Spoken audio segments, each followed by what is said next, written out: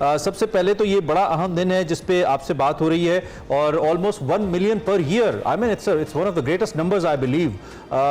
पाकिस्तान इसमें आप जरा अपने मेडिकल पॉइंट ऑफ व्यू से बताइए कहाँ स्टैंड करता है और क्या हम बहुत ही वल्नरेबल पोजीशन पे आ चुके हैं हेपेटाइटिस को लेकर?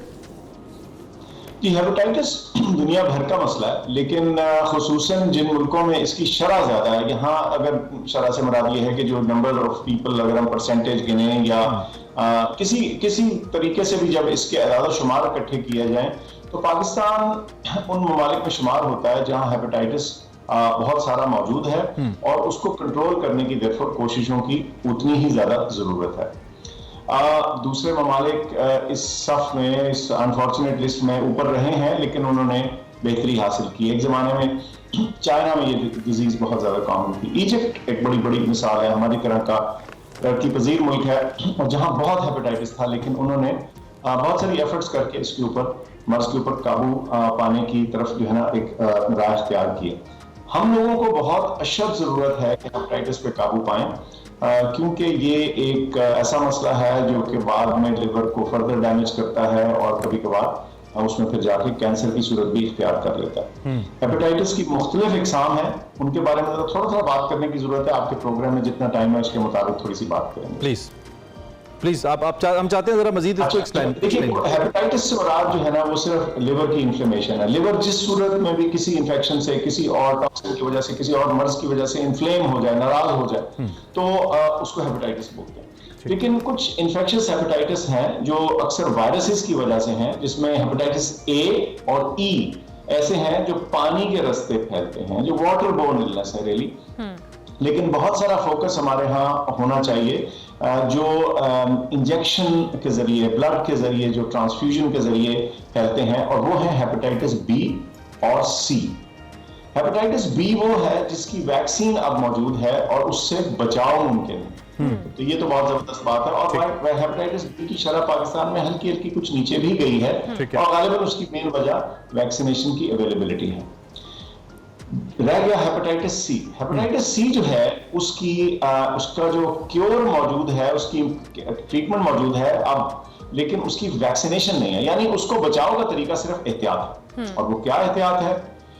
सबसे जो कॉमन तरीका जिसके जरिए हेपेटाइटिस सी फैलता है वो इंजेक्शंस है, बेवजह के इंजेक्शंस है, अनसेफ इंजेक्शंस है। एक ही सिरिंज का बार इस्तेमाल करना है, ब्लड ट्रांसफ्यूजन्स हैं, और मुमकिन है कि दीगर चीजें जैसे कि अनसेफ शेविंग प्रैक्टिसेस हुई, बार्बर्स में चीजें जो है वो रीयूज होना, वो चीजें भी हैं। लेकिन सबसे बड़ी वजह जो आमतौर पर सामने आती है वो हेल्थ केयर एनवायरनमेंट में इंजेक्शंस का इस्तेमाल। ठीक हो गया। अच्छा डॉक्टर फैसल, आपने खुद कहा कि हमारी जो हेपेटाइटिस सी है उसमें एहतियात की जा सकती है। दीगर दो हेपेटाइटिस के हवाले से आपने कहा वैक्सीन मौजूद है। एहतियात ऑब्वियसली है, इसका असर हमारी लाइफस्टाइल का भी है, क्योंकि हमारे लाइफस्टाइल बड़ा डिफरेंट है। स्मोकिंग, दीगर चीज़ें, अब ये हमारी लाइफ का हिस्सा है। इस डेली रूटीन में एक ऐसी कौन सी एहतियात है कि आप पहले इसकी प्रिकॉशनरी मेजर्स ले लें और खुदा न खास्ता अगर ये मर्ज लाहक होता है तो वो ट्रीटेबल हो, ना कि वो वर्स्ट सिचुएशन इख्तियार करें? बिल्कुल ठीक। जो हमारी डेली लाइफ की हैबिट्स या चीजें हैं उनमें जो सबसे अहम है वो बेवजह इंजेक्शंस ना लगवाना है। अगर मैं सबसे पहले उसका जिक्र कर दूं, और भी छोटी बहुत सी बातें हैं, लेकिन सबसे पहले वो क्यों? अच्छा, अगर हम ग्लोबल एवरेज देखें तो दुनिया भर में फीकस पर पर्सन एंड द एवरेज तकरीबन 3 साल के टीके लोग लगवाते हैं। हमारे यहाँ ये शरह जो है, ये जो एवरेज कह लें उसकी, वो 6-6.5 के करीब है। इसका मतलब है कि पाकिस्तान मालिक में है जहां इंजेक्शंस का इस्तेमाल ज्यादा है। अब इसकी क्या वजह है? हमारे यहाँ कल्चरल डिमांड है कि जी टीके के बगैर आराम नहीं आना, या हमारे डॉक्टर्स ज्यादा इसको लगा रहे हैं, जो भी वजह है, लेकिन हम इसका इस्तेमाल ज्यादा करते हैं। अब सूरत में जो सबसे अहम मैसेज है वो ये, अव्वल तो बहुत सी बीमारियां ओरल रास्ते से दवाइयों से बेहतर हो जाती हैं। बहुत सी दवाइयों के लिए इंजेक्शन की या किसी भी दवाई की जरूरत नहीं होती। तो अपने ऐसे डॉक्टर के पास जाइए जो बेवजह टीके ना लगाए, और खुद से डिमांड ना करें कि टीका जरूर लगाना। एक बात। दूसरा, अगर टीका ऐसी सूरत हाल है जहां टीका लगना ही है, तो प्लीज ये इंश्योर करें कि टीका स्टेराइल सिरिंज से, नए पैक से निकले।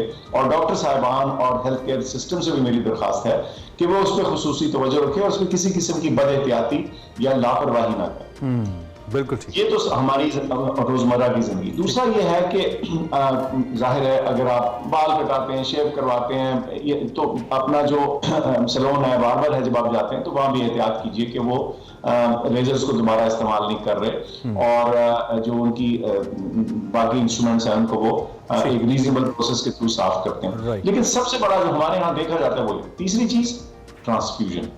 हमारे यहाँ ब्लड ट्रांसफ्यूजन को सेव करने के लिए बहुत अहम है कि हमारे ब्लड बैंक्स तमाम डोनेशंस को, एक तो वॉलंटरी डोनर से लें और तमाम डोनेशंस को प्रॉपर तरीके से WHO की गाइडलाइंस के मुताबिक स्क्रीन और टेस्ट किया जाए ताकि इन्फेक्शियस डिजीजेस रूल आउट हों, ताकि जो ब्लड दिया जा रहा है वो साफ।